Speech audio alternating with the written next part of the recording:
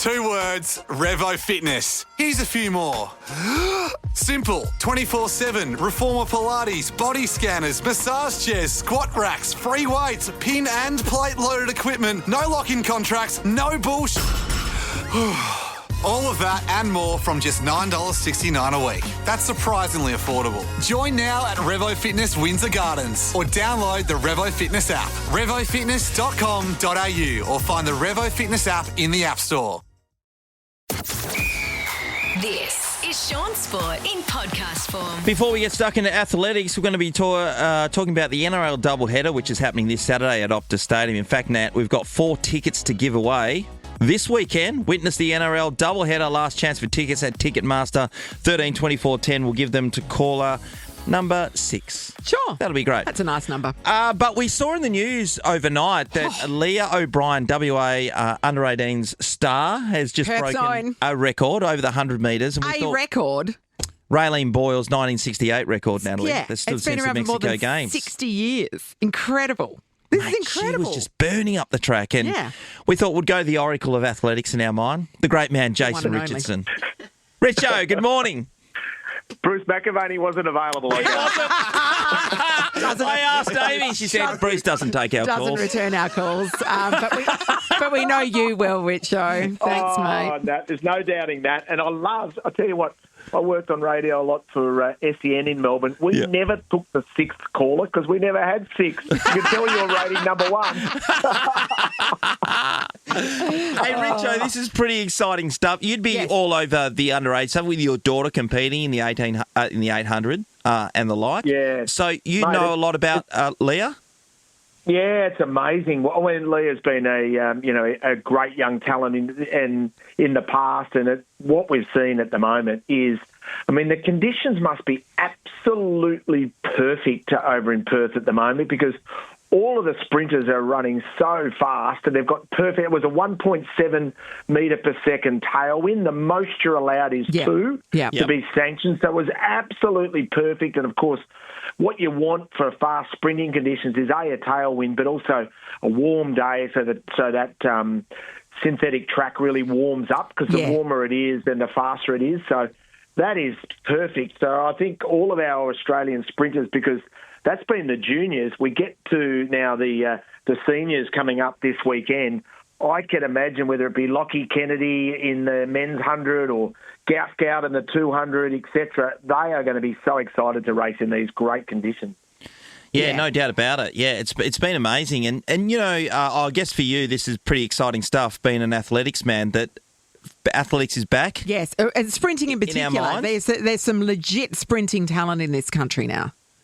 No, you're dead right. And I think it's exciting that we have sort of mainstream sports fans, not necessarily just track and field fans, actually recognising, hey, how good are these athletes? Because the biggest problem that I think, especially in the men's, the biggest issue that we have is a talented young Shaun McManus going through the system who loves all sports would tend to go towards football because you can get 45 on the list, there's 18 teams, minimum wage is $100,000 when you first start. Yep. For every other sport, it's hard to compete against that. Yep. So we've got these talented athletes. Anthony Koutafidis is a great example. He would have been an Olympic decathlete if he had continued on in the sport of track and field. We've lost so much talent to other sports, and it seems like that track and field right now is got these wonderful young athletes that are sort of inspiring the next generation. So maybe, just maybe, boys and girls into the future who have got a choice between,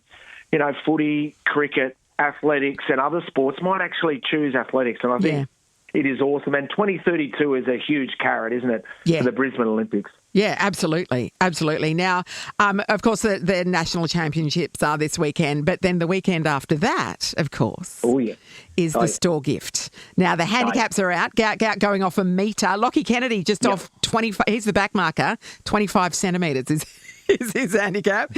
So can they get it done from way back there? Just quietly, Nan, I'm that excited listening to you say all that stuff. That is fantastic by you. So the store gift, do you know anyone who's been good enough, talented enough to win one of those? And there was a guy who liberated the nation. I remember it was a bad time. They still talk about it in hushed tones in the streets of Stawell. It's pretty quiet town right. the rest of the It's time. only been going 140 years. It's got a history, this event. What did you go off? Really looking forward to it. Mate, I was a little kid, so they just gave me... They said, listen, you have 7? And I said, no worries, I'll see what I can do from that. And then they regretted that. I did notice that one of the other back marks going off 2 metres is a guy whose name was flashed around a couple of years ago, Jack Hale, as being the next big thing. Yeah. And then he kind of just fell off our radar. What happened there? Do you know much about that? Yeah, he had a lot of injuries. Yeah. Jack is a Tasmanian kid who's been... Well, he's no longer a kid. He's probably getting to his mid to late 20s now, but he had a stack of injuries, which has made it really tough for him. But he's back in good shape. They've given him 2 metres in the store gift. He absolutely bolted in the Ballarat gift, which is, only a quarter of the prize money and not Who wants to win that? I mean, I wouldn't... No, please. I'd be having the handbrake on for that bad boy. No, he ran really well there, so he's back and back in a big way. It's going to come down to... Here's a prediction. It'll come down, I think, to some quality back markers need to chase a kid called Patrick Martin, who's got 8.5 metres, who's a really good 400-metre guy. He's in our national 4x400-metre extended squad. So if he's been sprinting up lately, I think 8.5 metres for him. It's a South Australian off 9.5 metres or 9.75. That's a long way out, those guys. So I think, if Gout and also Lockie Kennedy arrive and Jacob Despard arrive with their head in the game, and by that, I mean the guys that they're racing against, this is the event they're peaking for, whereas these guys are going to run at the Nationals and then come back from Perth. And if it's an afterthought and they go in with a half-hearted attempt, then they won't measure up. But if they go there really with their heads in the game, they are going to run so well. It's going to be awesome to watch. Richo, just getting back to the handicaps, you're saying 8.5 or 9 metres or something. So does that mean that if you're off, say, 9 metres, you're running 91 metres? It's 120 metres. Oh, it's 120. I keep forgetting. Yeah. Yeah, 120. So if you're running off 9 metres, therefore 120 minus 9 is 111 Well metres. done, Richo. Okay, that's really good. Yeah. What a beautiful mind. De La Salle College. Your parents paid for that. Quality mathematics right there. So, and the reality is, so if you look at it in real crude terms, a 10-metre handicap is a full second. Yeah. So over 100 metres roughly. So you can do the maths there. So if there's a guy off, say, 9 metres that is a 10, 600-metre guy, then Gout and Lockie are in big trouble. They're not going to be able to give him that head start. But if they are sort of, 10, 9, 11 second guys, well, then maybe the boys are in with a big chance. And the same with the girls too. Brie Rizzo and Chloe Mannix-Power are 2 of Australia's best sprinters. They are off scratch. It should be absolutely outstanding. Ellie Beer, who are over in Perth, won the 400 metres at the Perth Track Classic. She's been given 6, which is, she'll probably win the Nationals over 400 this weekend in Perth. Yeah. And then hopefully just get in that ice bath for about 5 days, jump out fresh and see fresh and ready to go. The handicapping is a dark art, though, isn't it? Like, how do they, and sometimes it seems it can be a bit, I'd hate to cast aspersions, but dodgy. Well, do you know what I mean? Well, or that, there's reason. Or that people have been hiding their times and that sort of stuff in the lead. There's $100,000 on the line. Yeah. Plus there's the bookies. The prestige. That's right. It's about, all of that. The betting side of it's dropped away to a degree. And keep in mind also, we've got legislation in Victoria now that you're not allowed to gamble on any sporting event that has minors involved. By minors means under 18. So for the store gift, the bookmakers will be saying Gout out market. Won't be able to take a bet on Gout. So, and in regards, which is interesting. So in regards to the handicap, so there's a panel of handicappers who watch each and every race throughout the year and then make an assessment on and adjust the handicap both up and down. Now, yes, the reality is in history past, there have been some people who haven't been showing their absolute best. Maybe just jogging. Maybe one Jay Richardson. And does that person remember how much he was paying before he got to the track that day? That's 100%. I mean, I was trying my hardest. It's just that I just was in heavy training. Shoes. Yeah. You were going through the heavy sand, Richo. But it's going to be fantastic. That's all, the art of hiding and getting this significant handicap. There's a lot. It's probably overplayed because the reality is the handicap's one thing, but, Nat, you've got electric speed, but Shawnee Mac was he moved like the Renowned Queen Mary.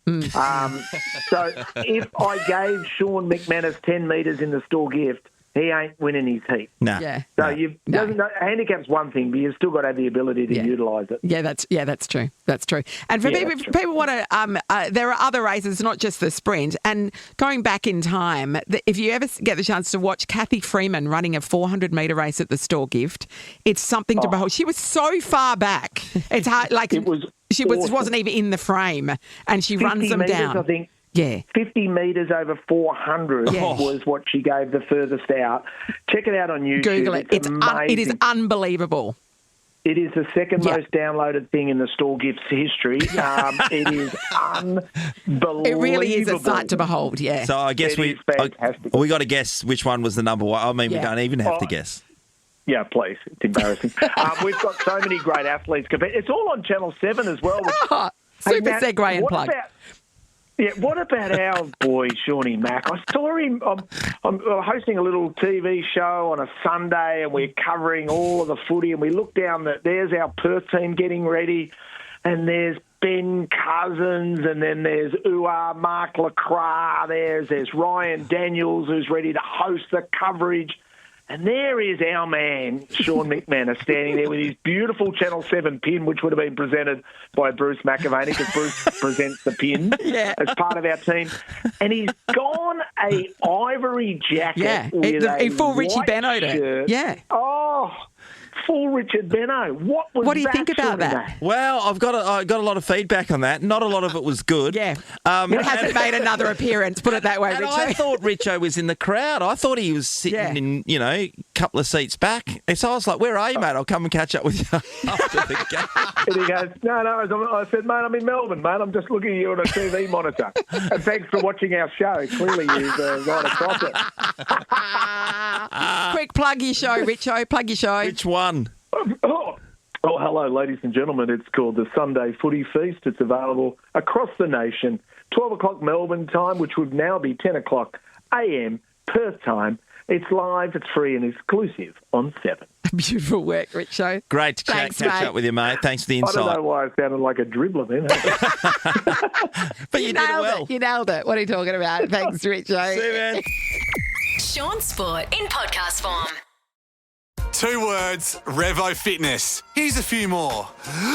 Simple, 24/7, Reformer Pilates, body scanners, massage chairs, squat racks, free weights, pin and plate loaded equipment, no lock-in contracts, no bullshit. All of that and more from just $9.69 a week. That's surprisingly affordable. Join now at Revo Fitness Windsor Gardens or download the Revo Fitness app. RevoFitness.com.au or find the Revo Fitness app in the App Store. Of course, Cbass is in the house. 101 games for Australia. What an absolute champion. Captain as well. But we were talking earlier on this morning what people, they notice about you maybe and they bring it to your attention. But you already know inspired by the girl on White Lotus's teeth. Oh, and Cbass, we talked about your height. Now, you heard what was going on. I did. I was listening on the way in because I do my due diligence. I always listen to her. Does that get me a pay raise? Yeah. No, and it is true because I am gigantically tall. It's the first thing that people notice.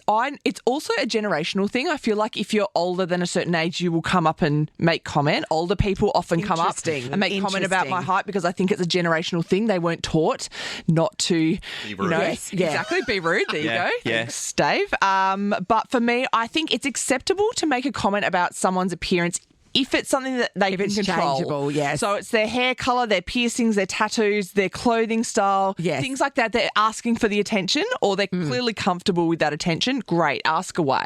Why do you have your, nose pierced What's like with that? the face tat? Yes, my God, your hair colour is gorgeous. Tell me about the reason why. Why the teardrop under your eye? Yes, exactly. Maybe don't ask that person. You might get shanked. Seriously, the amount of times that people come up to me and just randomly make a comment about my height, it probably says more about them than it does about me. Yeah. It's taken a lot of therapy to get me to be able to say that. I was going to say, how many times do you reckon somebody has said to you, geez, you're tall, aren't you? Every day on average, at least twice. Amazing. Every single day. And just complete strangers. And you know what? The worst was when you're not expecting it, when you're just in your little bubble and you're just like, I'm just going about your business. Yeah. And then someone just comes up to you and makes a sneaky comment. It's like a drive-by shooting. It's like, it's like all of a sudden like, oh my God, I didn't realise. And the worst is when people say to me, oh my God, have you gotten taller? So people I know. No, you're shrinking, old man. People that I know and obviously haven't seen maybe for a little while, and I walk into a room and they go, oh my God, have you actually gotten taller? I'm like, yes. Yeah. I'm wearing heels today just for you. Like, tell me, heels at any stage? I do have one pair of heels and I wore them not that long ago with my sister because she's also tall and they gave me blisters. So I don't really want to wear them again. But do you know what? Like, I'm comfortable wearing flats and that's fine. And I get that heels make your legs look amazing as a woman, but also I don't have to squidge my feet and be uncomfortable on that. So it's probably a win-win. Yeah. How many people ask you if you play basketball? A lot. Basketball is obviously the common thing. Yes. Like, oh my God, you must play basketball. A woman at the airport once legitimately thought I was Lauren Jackson and I played along with it for a long time because I just felt bad for her in the end. Because you're tall and blonde. Yeah. She's definitely my doppelganger.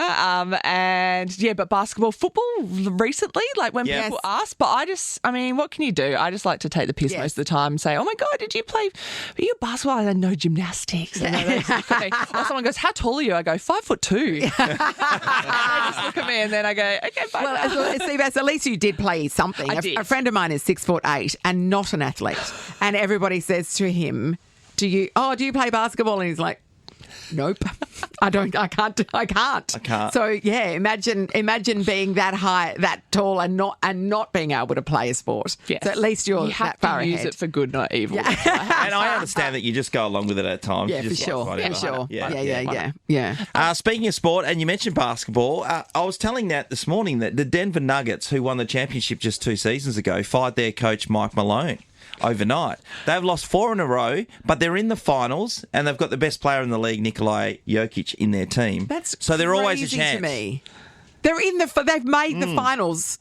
And they sacked their coach. I reckon that's got to have something to do with the players. And the players are like, no, we cannot keep playing under this coach. No, we're going to make finals, but get rid of him. Otherwise, we're going to But they're so close to the end of the season. Why not just see out this season and then sort it out? Like, do you know what I mean? Yeah, they won a title. And they've won a title under him. So he does know what he's doing.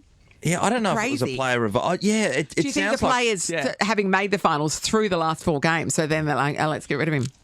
Well, they need to finish as high as they can because otherwise in the NBA they have the play-in situation, which is really difficult to get through because you're going to face some pretty good teams.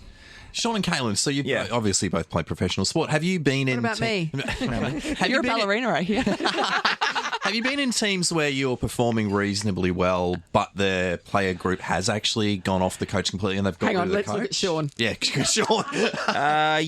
Yes, probably. Yeah. So that's a thing? Yeah. The vibe around the last... Chris Connolly and Damien Drum was low and everyone knew how to pick that one up. And it took a while for the Chris Connolly one, and then when people were asked... then they gave their opinion. And it wasn't me, by the way, that was asked because I think everyone knew my opinion. I think sometimes conflict with a coach can galvanise a group and sometimes that does the opposite thing that you want. So sometimes the best way for a coach to get sacked is poor performance. But same thing, we had a coach that we loved to bits and she had to leave for a couple couple of games and we actually won when she left, and we had to have the conversation like, guys, no, we can't win when she's gone because it makes it look bad. That's right. We want her back. Yes. Well, that's nice. So, yeah, I think sometimes, unfortunately, it can bring a group together when you have like a common hatred for the coach. Yeah, can. But, you know, it's funny. There's a study that you don't necessarily have to like one another to play well together and things like that. And I think same thing, you don't necessarily have to like your coach to be able For them to be perform underneath effective. them, which Yeah. is weird. Yeah, they can get the best out of you. That's a good thing. So this weekend we've got footy that's going to be centre stage, particularly in Adelaide. So 6 games are sold out already, and all the other games are going to people will go over and go, bugger it, let's go and watch someone else Yeah, that's right, because they're there anyway, yeah. So they're saying that there's going to be 250,000 people alone watch games at Adelaide Oval, and that was, let alone the other grounds that they're all playing at, which is incredible. But how many people are going to go to Adelaide Oval and watch the West Coast Eagles take on Carlton? Well, all the Eagles fans, because they clearly want to see the Eagles win a game. Can they win? But will they? Would you tip them? I have not tipped them because I know that then they will win. So I've done it strategically. I see. Oh, thank you. Thank you for your service. Anyway. Okay, so they win? I'll get everyone's opinion here. First of all, you, Nat. Who are you tipping? I'd be very surprised. Like the back line looked severely undermanned last week against Jesse. No, who did they play? Well, last Jesse week? Hogan kicked 9. Yeah, that's right. Yeah. So you go, without Jeremy McGovern, they really struggle, I think. They do. In the back line, and if you can't stop goals, it's tough to win. Okay, so you're not tipping them? No, I'm not tipping them. David? No, why would I tip them? There's zero chance. Okay, so that means that there's at the end of the week, by the end of next week, it'll either be, it sounds like it'd probably be Melbourne and the West Coast Eagles that are bottom of the ladder. Mm-hmm. Yeah. Yeah, what's your point? Are you playing Draft picks. Are you playing for the draft picks? Got to play for something. Yeah.